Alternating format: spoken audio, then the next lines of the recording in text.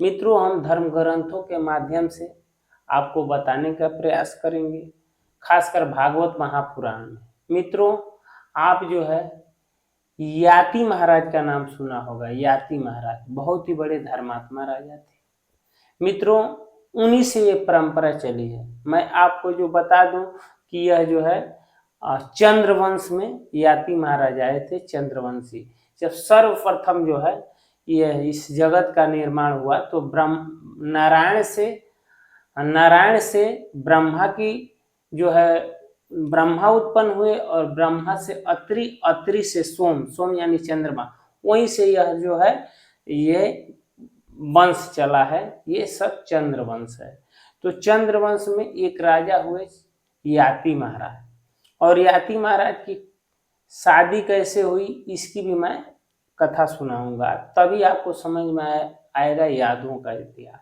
मित्रों, मैं आपको बता दूं कि शुक्राचार्य जो है दैत्यों के असुरों के कुल गुरु थे, और जब देवता और असुरों से युद्ध होता था तो शुक्राचार्य जी के पास जो है मृत संजीवनी मंत्र था।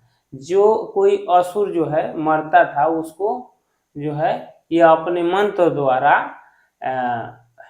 शुक्राचार्य जी जीवित कर देते थे, और देवता जब मरते थे तो वह जो है उनको कोई जीवित नहीं करता था। तो बृहस्पति जो है वह देवताओं के गुरु थे। तो उनके एक लड़के थे, उनके तो 2 लड़के हैं, उनमें से एक लड़का जो है कच्छ ने जो है सोचा कि वही मंत्र जो है, वही विद्या जो है मैं भी शुक्राचार्य जी से सीख लूं। तो उसने जो है शुक्राचार्य जी के पास आए और कहे कि गुरुवर मुझे जो है मृत संजीवनी मंत्र मुझे सिखा दीजिए। तो उन्होंने कुछ शर्त रखा था, और जो है उसको शर्त को आप पूरा कर देंगे तो जो है वह विद्या हम सिखा देंगे। तो मित्रों, वहां जब उनके घर जो है कच्छ आए थे शुक्राचार्य जी के घर, तो उनकी एक लड़की थी शुक्राचार्य जी की, जो है उसका नाम था देवयानी। तो देवयानी खाना वगैरह बनाती थी, और शुक्राचार्य यही कहते थे कि अगर शुक्राचार्य का यही शर्त था कि जो हमारी पुत्री को आप जो है प्रसन्न कर देंगे, खुश रखेंगे, तो मैं ये विद्या सिखा दूंगा। तो वही जो है सीखते थे, और जो है देवयानी और इनमें जो है काफी जो है हंसी मतलब प्रसन्न से रहते थे। और संजीव तो जब ये खुश रहने लगे, दोनों लड़की भी खुश रहती थी इनसे, तो शुक्राचार्य जी ने जो है कच्छ को जो है विद्या सिखा दिया। एक दिन की बात है, जब विद्या पूरा ग्रहण कर लिया कच्छ, तो उनकी जो लड़की थी शुक्राचार्य जी की देवयानी, उन्होंने कहा कि कच्छ तुम मुझसे विवाह कर लो, क्योंकि तुम भी ब्राह्मण हो और मैं भी ब्राह्मणी हूं। तो कच्छ ने मना कर दिया, कहा नहीं नहीं, आप जो है हमारे गुरु की पुत्री हैं, और गुरु की पुत्री ये जो है बहन होती है, और आपसे मैं विवाह नहीं करूंगा। लेकिन देवयानी जो है जबरदस्ती करने लगी। इसने कहा नहीं, कुछ भी हो जाए मैं आपसे विवाह नहीं करूंगा, क्योंकि आप जो है गुरु की पुत्री हैं।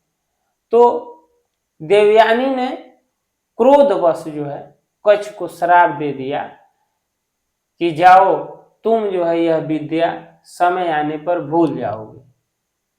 देवयानी ने इनको श्राप दे दिया। तब कच्छ ने भी श्राप दिया कि जाओ, मैं भी तुम्हें श्राप देता हूं कि तुम्हें कोई ब्राह्मण लड़के से तुम्हारा विवाह नहीं होगा, ऋषि के घर, ब्राह्मण के घर तुम्हारा विवाह नहीं होगा, मैं तुम्हें श्राप देता हूं। कच्छ ने भी श्राप देकर चला गया। एक दिन की बात है, असुरों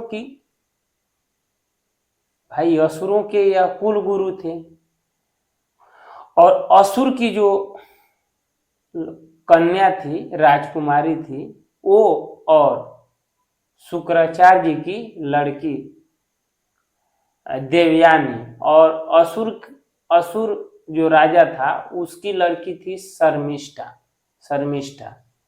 तो ये और वो स्नान करने के लिए एक जो है नदी में सरोवर में ये लोग गए। वहां ये लोग स्नान कर रहे थे, वस्त्र जो है घाट पे रख दिए और स्नान कर रहे थे। जब ये लोग स्नान कर रही थी सारी लड़कियां, तो जो दैत्यों की पुत्री थी शर्मिष्ठा, उसने नहाने के बाद जल्दी जल्दी जो है शुक्राचार्य की लड़की जो देवयानी थी उनका वस्त्र पहन ली। जब उनका वस्त्र पहन ली और जब देवयानी निकली तो देखी कि हमारा वस्त्र तो है ही नहीं है, तो इन शर्मिष्ठा में और देवयानी में झगड़ा होने लगा। शर्मिष्ठा देवयानी कहती कि अरे तुम अपना औकात भूल गई हो, असुर होकर ब्राह्मण कन्या का तुम जो है वस्त्र पहन ली हो, अपने आप को ऊंच समझने लगी हो, जात में तुम नीच हो, तमाम बातें होने लगी।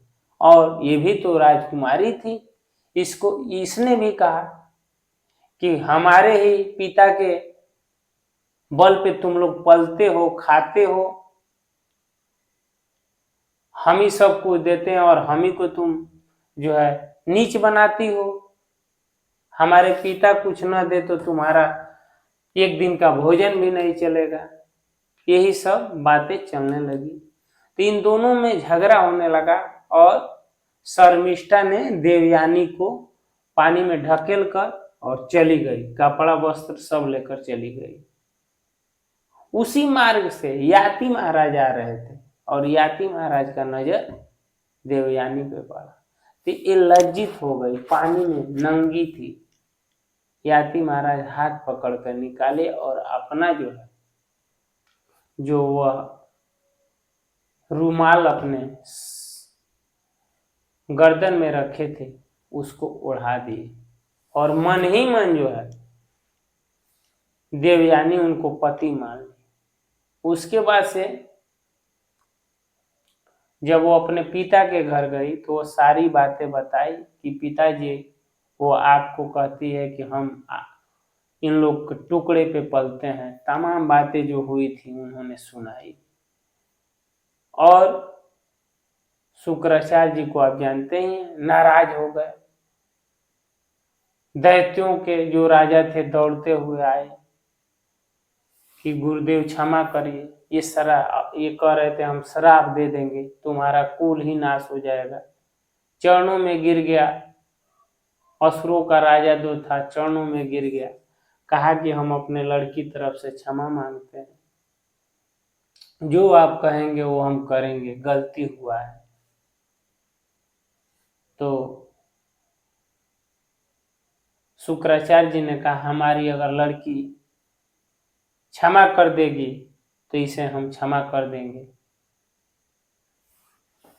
तो लड़की ने कहा एक शर्त पे हम क्षमा करेंगे, जहां भी हमारा शादी होगा ये हमारा दासी बन के जाएगी तब। ये तो बहुत कष्टदायक था असुरराज के लिए, लेकिन शर्मिष्ठा ने भी असुरों की जो लड़की थी वो तैयार हो गई कि हमारे वंश को ही नाश कर देंगे शुक्राचार्य, कही ठीक है।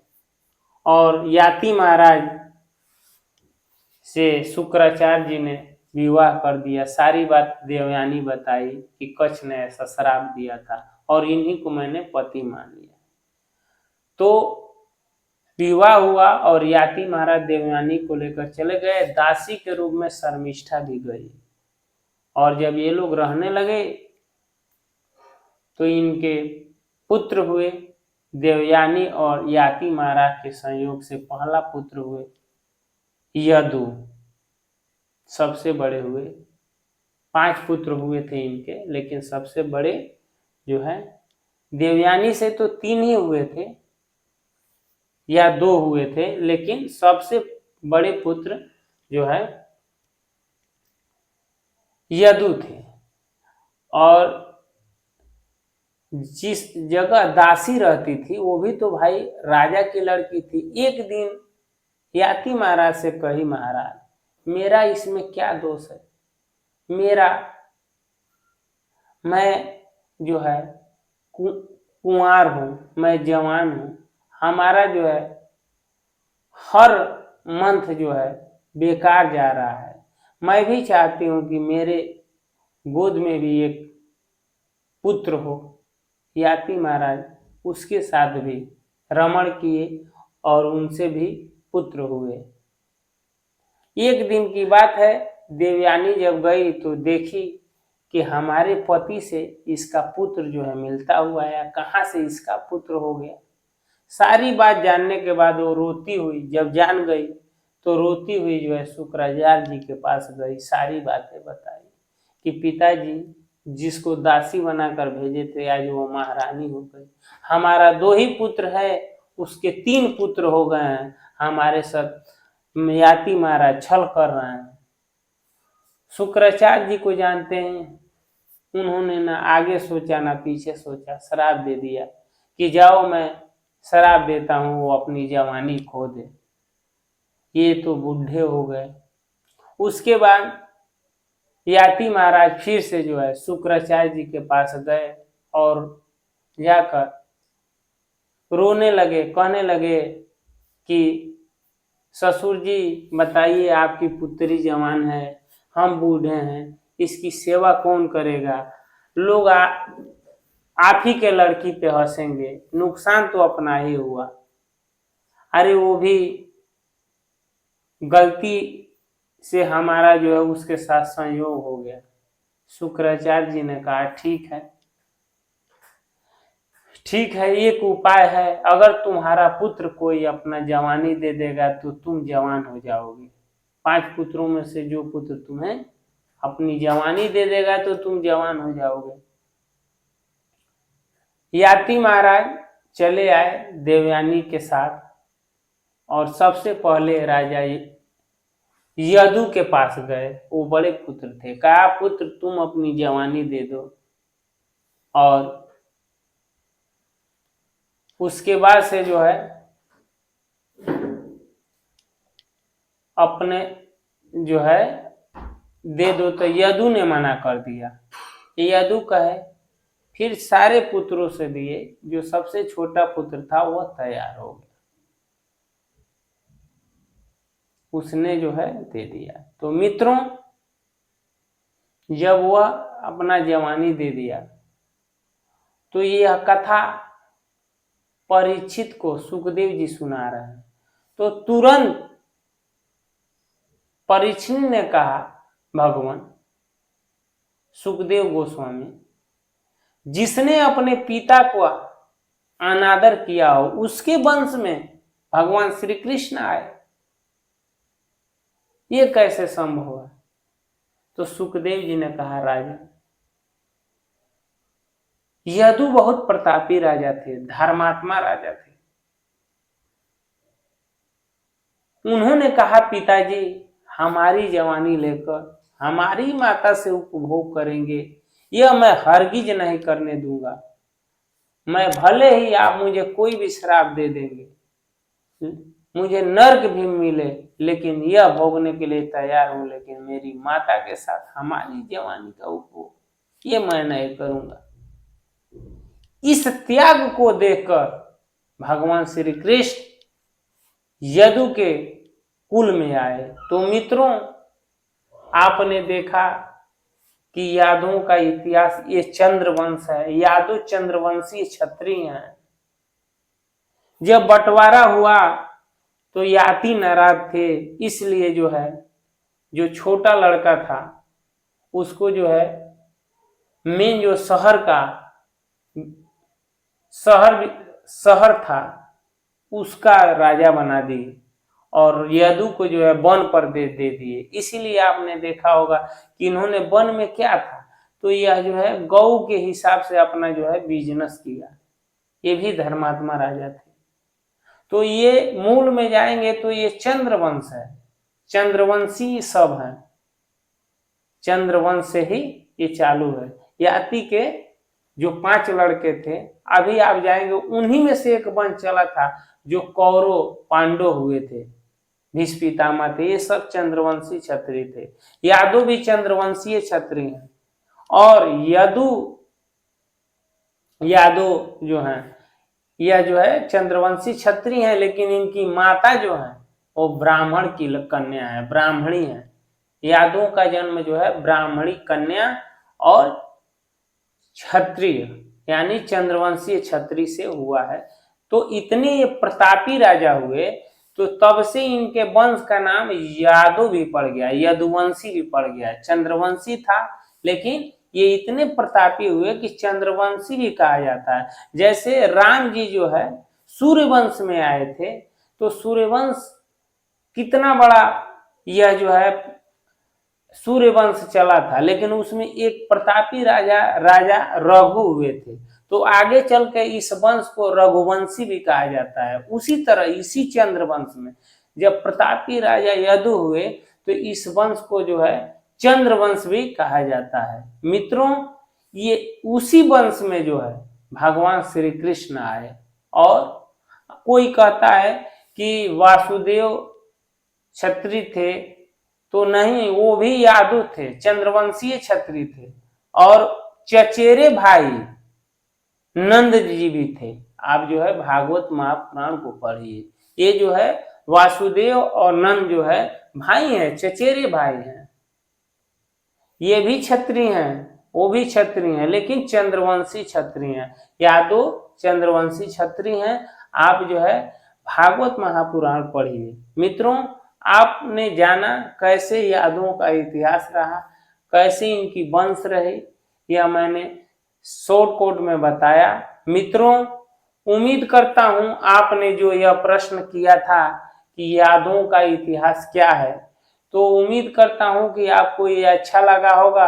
अच्छा लगा होगा तो कमेंट में जरूर बताइएगा कि आपको क्या अच्छा लगा, ताकि मैं वीडियो बनाऊं तो कमेंट पढ़कर उसके हिसाब से बनाऊं। मित्रों, आज